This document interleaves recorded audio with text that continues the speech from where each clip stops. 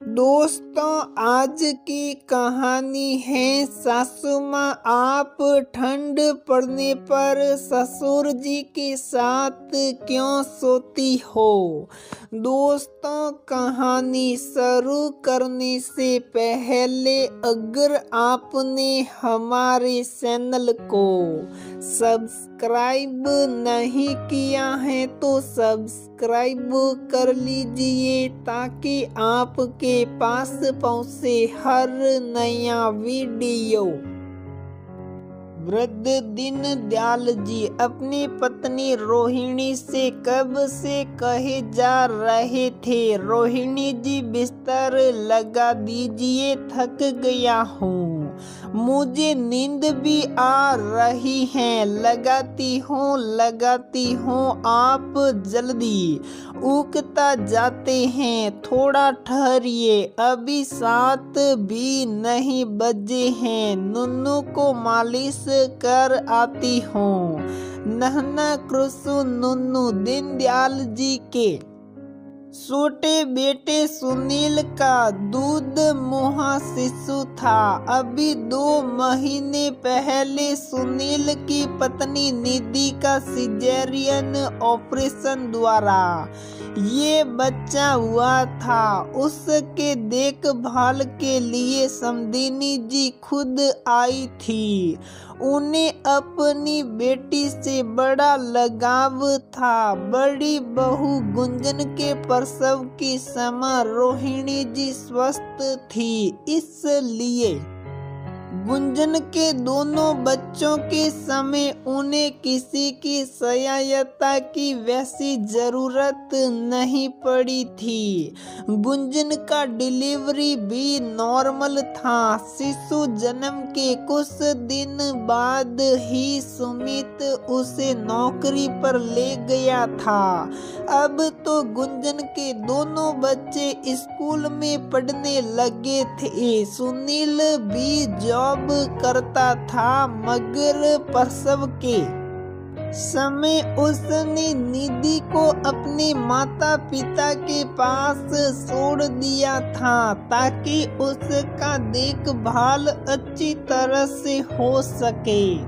इससे रोहिणी जी का काम भी बढ़ गया था। लेकिन अच्छी बात यह थी कि निधि की मां के आने से उनका काम भी थोड़ा हल्का हो गया था। इधर बहुत देर से चिल्लाते दीनदयाल जी गुस्सा कर बरामदे में ही बैठ गए। ठंड का समय, उन्हें गुरा बोर से सेकने की आदत थी, मगर रोहिणी जी पोते को मालिश कर सेक साक कर निधि को नुन्नू को थमाई। गर्मा गर्म बच्चा सो गया। फिर उठकर वह दीनदयाल जी के लिए बिस्तर लगाई। बुढ़ा बाहर बैठे बैठे थराने लगे थे। ये देखकर रोहिणी जी तुरंत गुर्रा लगाई। आग की दाह लगते ही दीनदयाल जी का ठिठुरना बंद हुआ। वह नींद में सो गए। रात के 10 बज रहे थे। निधि की भाभी का कॉल आया। निधि बाबू को देखने के लिए हम आ रहे हैं। आपके भाई राजन का उधर ही कोई प्रोग्राम है, रात में आपके घर ही ठहरेंगे, इसलिए मैं भी साथ हो ली हूँ। सिंकी और गोलू भी साथ हैं। निधि पूछी, हाँ, उसे अकेले कहाँ छोड़ूंगी, इसी बहाने अपनी दादी से भी मिल लेगा। बेड़ा गर्क, रात्रि के समय में इस ठंड में सोने की व्यवस्था कैसे होगी, ये सोचते हुए निधि अपनी माँ से बोली, मम्मी, भाई, भाभी और सिंकी, गोलू थोड़ी देर में पहुँचने वाले हैं। भैया का यहाँ कोई ऑफिस का प्रोग्राम है। हाँ, तो तुम परेशान क्यों हो रही हो? वे नए थोड़े हैं, वह बात नहीं है। जाड़े में सबका सोने का व्यवस्था कैसे होगा? रजाई कंबल भी कम पड़ जाएंगे। कोई बात नहीं, तुम्हारी सास रोहिणी जी सब व्यवस्था कर लेगी। 10:30 बजे के करीब निधि के भैया, भाभी और बच्चे आए। रोहिणी जी अपनी समधिनी के साथ मिलकर उनके लिए खाना बनाई। खाने के बाद सोने का प्रबंध करना था। कमरा व्यवस्थित तो सिर्फ 2 ही थे। एक हॉल था। रोहिणी जी और दीनदयाल जी एक कमरे में सोते थे।